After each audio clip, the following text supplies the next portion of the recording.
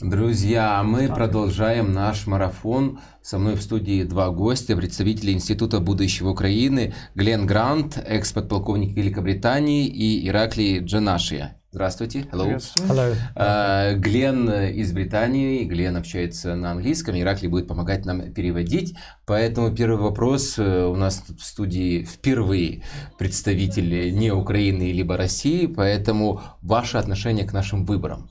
So you are apparently the first person non-Ukraine and non-Russian in this studio. So, thank you very much. Thank you. Ваше отношение к выборам, да? К выборам. So your attitude to this election. I think this has been a remarkable election by any standards for any country. The sheer strength of public feeling for democracy shows that Ukraine has come a long way in the last 4 or 5 years.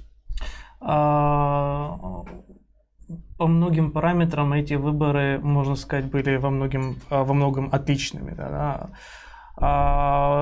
И они показали ту жагу украинцев по отношению к демократии. И это показывает, что Украина за последние 5 лет прошла довольно длинный путь до достижения этого.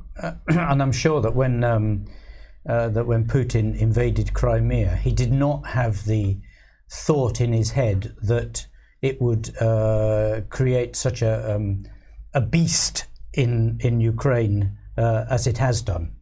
И это к тому же еще и показало, что когда Путин в 2014 году захватил Крым, Да. он не ожидал, что это создаст такую реакцию появления такого зверя в сердцах украинцев, которую мы сейчас это видим.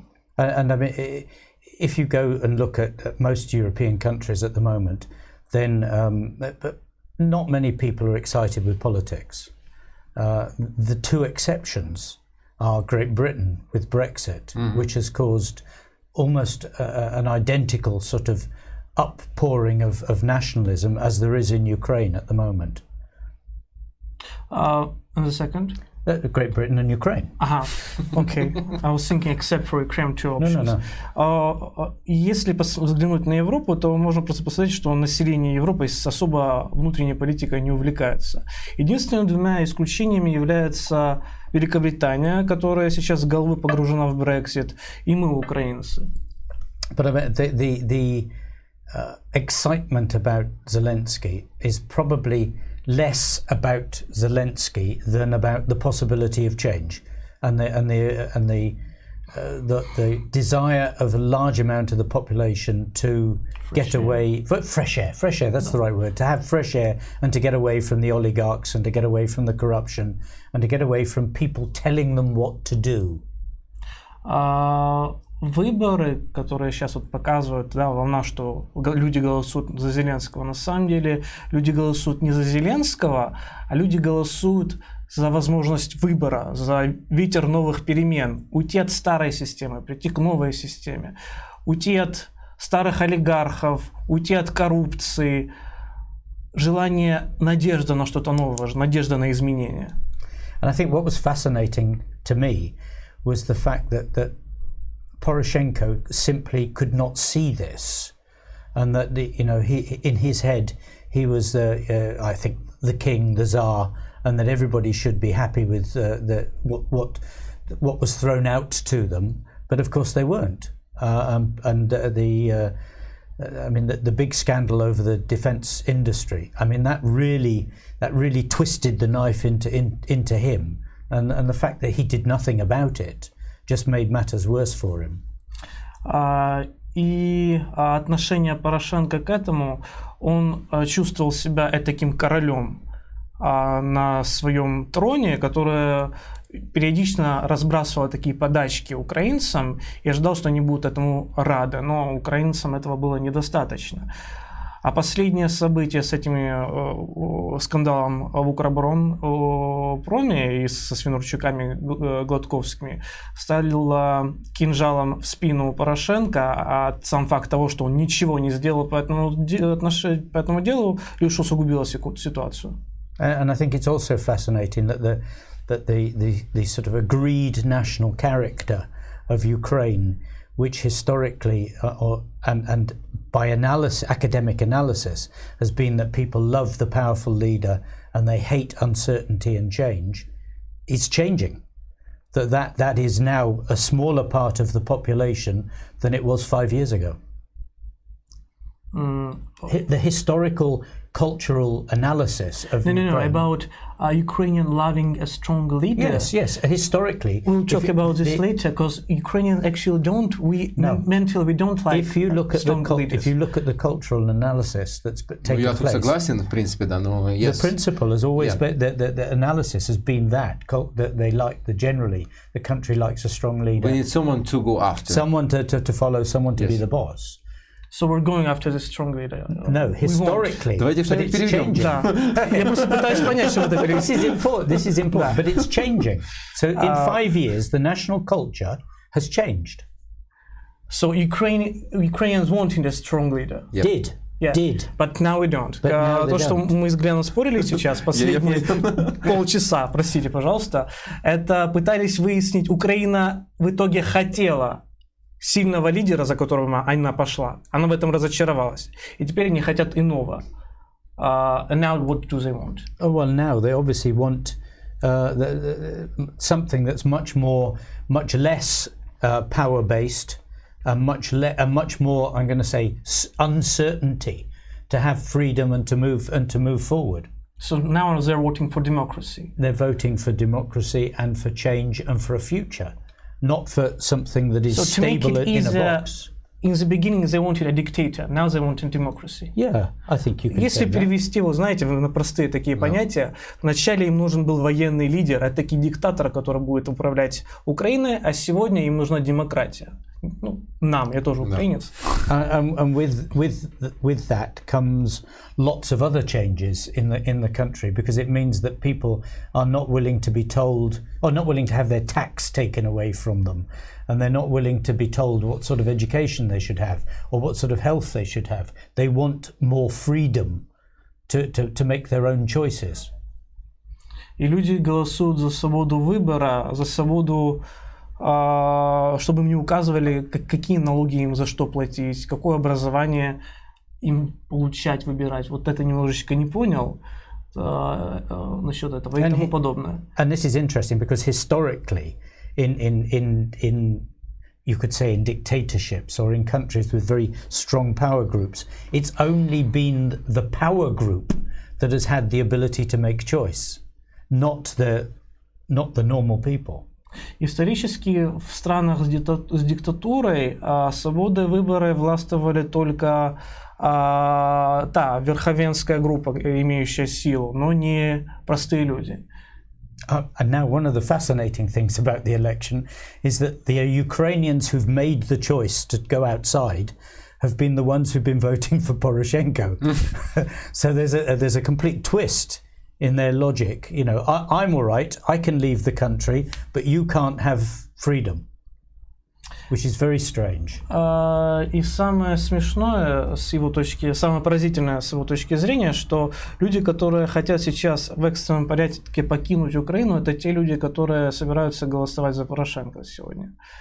Ну, говорит, ему это нормально, он может в любой момент уехать из Украины, он не украинец, он англичанин, а остальные они украинцы.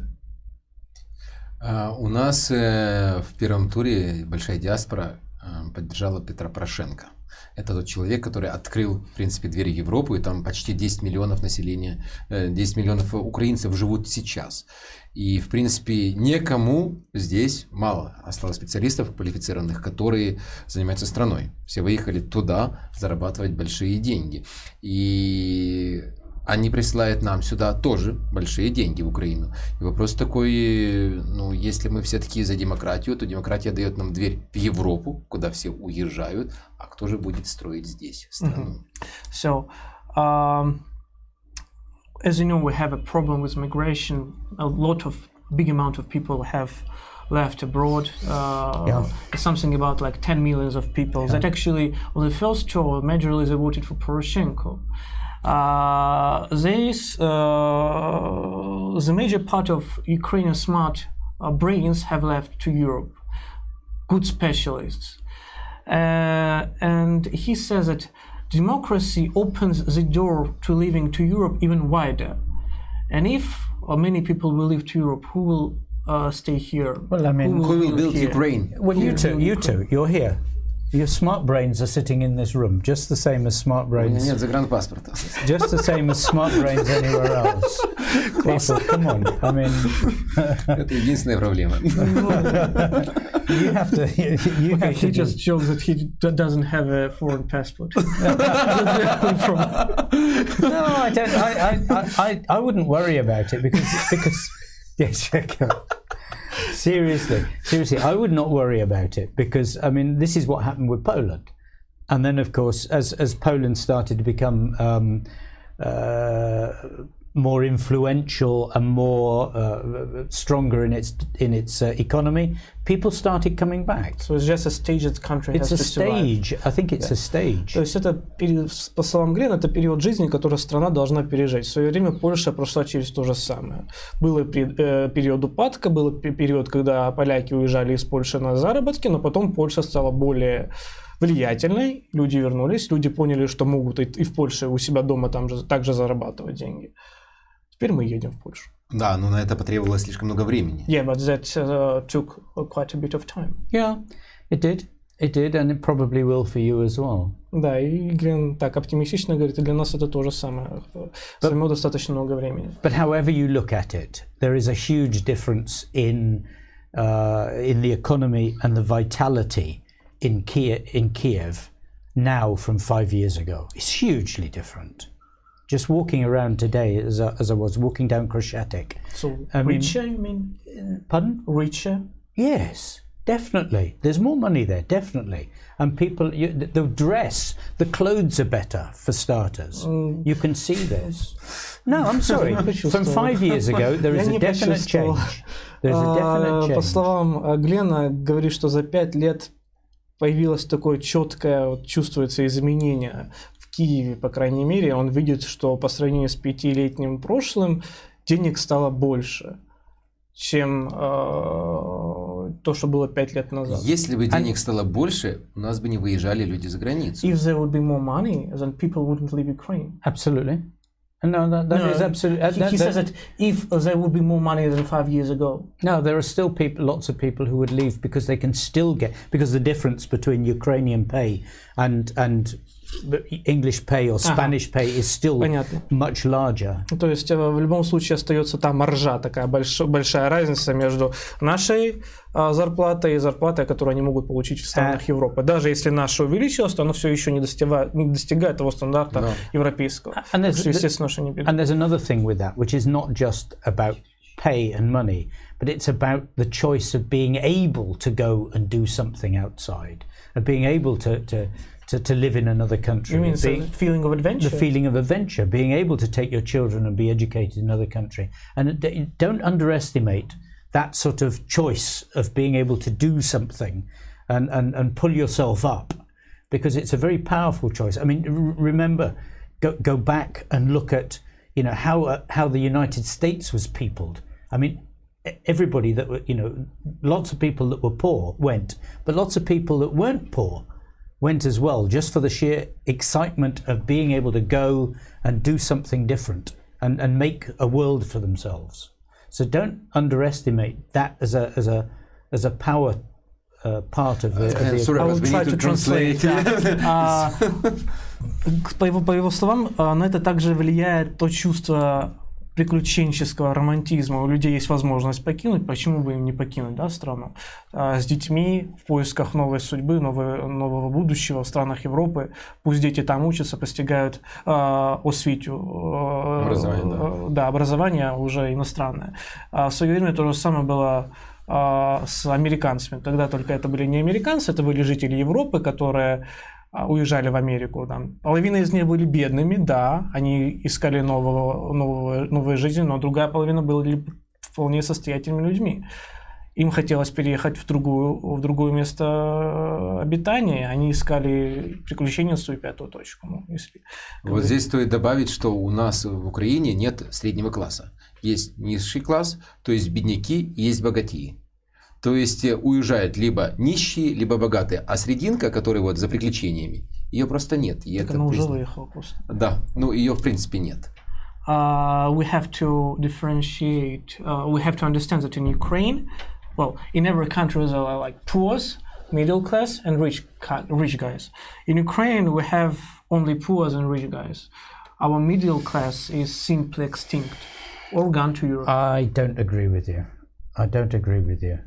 Он не согласен. I don't agree with you. Why? Because you two are middle class. You're not poor and you're poor not class. rich. No, you're not. You're middle class. Middle class is not just about money. It's about education. It's about ambition. It's about how you take your part in the country. If it was just money, then I could say I'm poor because I don't earn much money. But I'm not poor. I'm middle class. You would say that. По его словам, бедняки и средний класс, то есть то, что мы воспринимаем за средний класс, это не только деньги, да, это еще образование, это наши амбиции, то, как мы ведем себя в социуме, грубо говоря. Мы с тобой средний класс, потому что у нас есть образование. Это не зависит от денег. Странно. Я бы поспорил, во-первых, я имею 3 высших образования, и я отношусь к категории бедняков. Аналогично. 4. Who's that? He has 3 grades, and he thinks that me having 4 grades and he having 3 grades, we think that we're in the poor. Мы слишком умны, чтобы быть богатыми. Yeah, we're too clever to be rich. Too clever to be rich. Too clever to be rich and too clever to be poor. So you're middle class. Translate that. Слишком умные, чтобы быть богатыми, слишком умные, чтобы быть бедными, по его словам. Но мы посерединке. Давайте все-таки вернемся к тому, что у нас сегодня происходит. Сегодня все-таки у нас еще полчаса осталось до конца голосования. 28 minutes till the end of the election process. Yes. И вопрос вам, как вы считаете, я не спрашиваю про перспективы, а вообще в целом, лично для вас, предпочтительнее какой из кандидатов, Зеленский либо Порошенко, и почему? Personally for you, which candidate would you prefer? I'm not going to answer that. That's a very... Вопрос не то, что... Because I can't vote, so it's not fair to ask for me. But there are things that either of them have got to do, whoever's elected, because the public is making it clear that there has to be change. Wait, I will translate the first one. Он отказался отвечать в связи с тем, что он не есть гражданином Украины, поэтому это нечестно с его стороны отвечать на этот вопрос. Если он не будет голосовать, то он не являясь гражданином Украины, он не может отвечать на этот вопрос. Because the demand for change is so high that if it's Poroshenko, he's got to take account of the fact that people are telling him that there's got to be change, and if it's Zelensky, he knows that he's been elected for change. So there has to be change. Он говорит, единственное, что посмотрите внимательно, что вся страна буквально требует перемен. Если выиграет Порошенко, то он должен услышать зов людей, и он должен начать немедленные перемены в стране. Желательно в лучшую сторону, конечно. Ну, а Зеленский, само собой, он является и так уже этим символом наступающих перемен. Although, to be blunt, I'm not sure any of the candidates, even from the first round, understand what change really means. Но, честно говоря, нужно быть честными по отношению к самим себе. По его мнению, ни один из кандидатов, даже включая кандидатов из первого тура, не совсем понимает, какими должны быть эти изменения.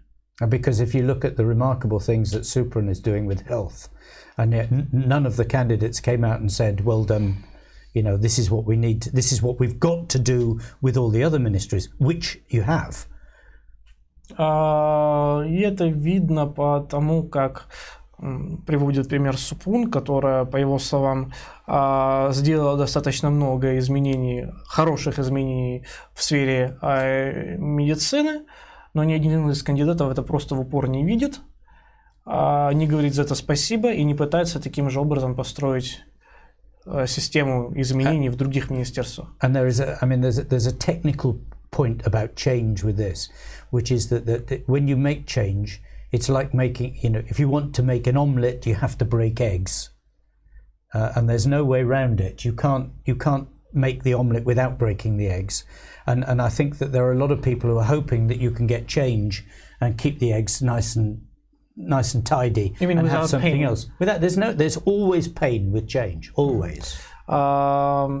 Еще один момент, который нужно держать у себя в уме. Изменения, реформы безболезненными быть не могут. Не можно пожарить омлет, не разбив яйца. And I mean, certainly going back to my field, I mean, with reform in the defence field, there's got to be much harder focus on frontline and on the soldiers, because these are, this is they're the diamonds of the country, and they have to be polished and looked after properly. И возвращаясь к теме обороны и национальной безопасности, нужно обратить свой взор на передовую. Президент должен обратить свой взор на передовую и сфокусироваться там намного больше, чем это делалось за последние 5 лет. Наши солдаты – это алмазы неограненные, и нам нужно их огранить, и нам нужно их ценить, и нам нужно их сберечь. Yeah, and I mean, with going back with Poroshenko, I have no idea if he actually believes what he's saying, or if he's just doing it for public relations. Ну, для второго, конечно же. But what is quite clear is that he should have sacked all his advisors 3 years ago and got some new ones. Мы об этом говорили в студии, да, ну... Я переведу слова Глена. Он говорит, что слушая все то, что говорит Порошенко, вот он не может четко сказать, правда, верит ли он то, что он говорит, все эти прекрасные вещи, которые он говорит, или он просто делает это чисто для пиара. Строго говоря, ему еще 3 года назад нужно было посадить всех своих советников и назначить новых. Но мы говорили в нашей студии по поводу Укроборонпрома и про то, что аудит назначался еще 3 года назад, в 2016-2015 году, который так и не провели. На нашем канале можете найти соответствующее видео. There was a previous attempt of Ukроборонпром audit in 15-16 years that hasn't been done properly at all. Even started. Так как мы в прямом эфире, у нас есть вопросы от зрителей. Как я уже сказал, у нас не бывало гостей, тем более с Британии. Okay, as he already mentioned, you are the first foreigner. Yeah. Так что вопросы будут переплетаться с тем, что есть в Британии и есть у нас. So apparently there will be like interconnected questions of what Britain has and we don't. Please give me the person's name as well. Тут никнейм, поэтому... It's a nickname. Приравнивает ли Глен Бориса Джонсона и Зеленского? Do you see Boris Johnson and Zelensky as equal? Similar. That's a very good question. They are both interesting characters. I think оба интересных персонажа. And interesting characters in politics are always interesting because you can never be 100% sure what they're going to do next.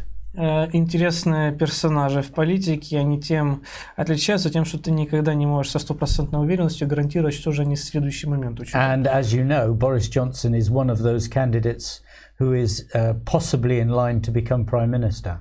И, как вам известно, Борис Джонсон – это один из кандидатов, который вполне возможно может стать премьер-министром. So you can ask me that question again, maybe in 6 months' time. Так что давайте вы зададите мне опять же этот же самый вопрос на этой же самой встрече через полгода. Тогда я задам следующий вопрос, который пишет: поддерживаете ли вы Brexit или нет? The same guy wrote, do you support Brexit or not? That's a really good question. Okay, Britain needs Brexit.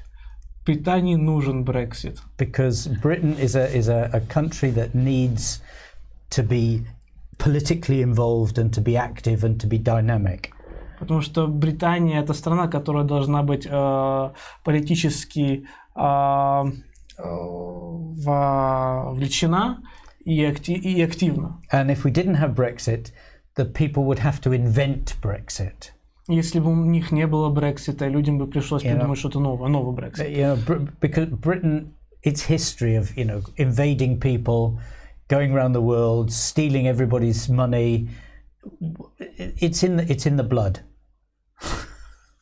I just have this quote in Russian. It sounds like страдать херней. Это понятный нам язык. It sounds like when a person has an itching feeling in his ass, and just because of this he's doing something. That's exactly right. Вы услышали перевод. Короткие, емкие, но очень понятные. Короткие, емкие, очень понятные, просто потому что чешется в одном месте. Absolutely. Задам следующий вопрос, он тоже емкий, но по сути. Готова ли Англия на мир с Россией на основе христианских ценностей? То есть вместо конкуренции прийти к разделению ответственности. То есть мы все разные, каждый берет на себя ответственность по плечу. С Россией еще раз? Да. Я могу дать прочитать? Да, давайте я прочитаю. Вот, готова ли? Ого, улетела куда-то. Да что ж такое? О, нашел. Will Great Britain join with Russia on the basis of Christian values?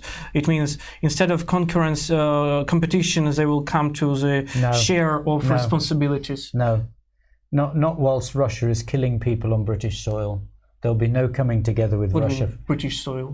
Russia has been killing people in Great Britain. Oh, you mean this Novichok gas? And other possible murders. And while things like that are going on, so it's like interfering in elections like Brexit, whilst they're doing things like that, there'll be no rapprochement with Russia.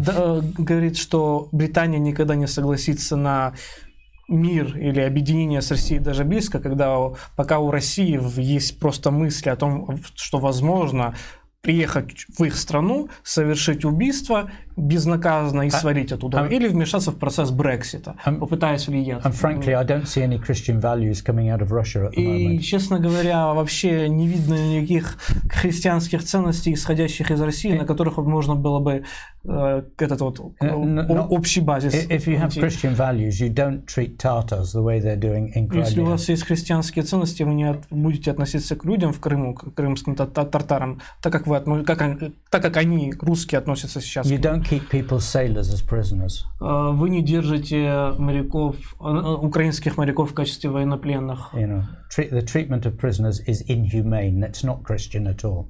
Ага, то есть отношение к нашим военнопленным там, да, действительно, не является человеком, So I hope that answers that. Негуманно. Ну вот и ответ на ваш вопрос. Я задам еще один вопрос. Я не знаю, насколько тут инсайдерская информация проверена, как тут пишут. Пишут, что за Зеленским стоят именно англичане. Разумеется, для этого стоит отвязаться от клише того, что всем там рулит Коломойский. Ну, то есть, что англичане поддерживают Зеленского, а не Порошенко.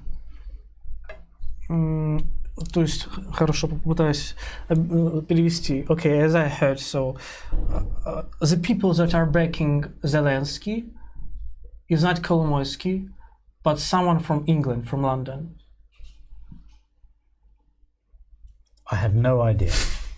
This is news to me. Для него это тоже новости. I'm not sure anybody in London has got money that they want to be spending on Ukrainian elections. Честно говоря, он говорит, что он не уверен, что в Лондоне найдутся люди, которые готовы на Зеленского потратить деньги и на выборы в Украине. Because investors usually like to have safe money. Потому что инвесторы предпочитают вкладываться в безопасный бизнес. Yeah. Спасибо вам, что были с нами, друзья. Thank you for being here. С нами был Глен Грант Ираклий Джанашия, спасибо еще раз за вашу аналитику, что были на нашем эфире. А мы продолжаем. 15 минут осталось до конца голосования. До часу ночи мы с вами. Увидимся через пару минут. Всего доброго. Say goodbye. Thank you very much and goodbye, people. Все.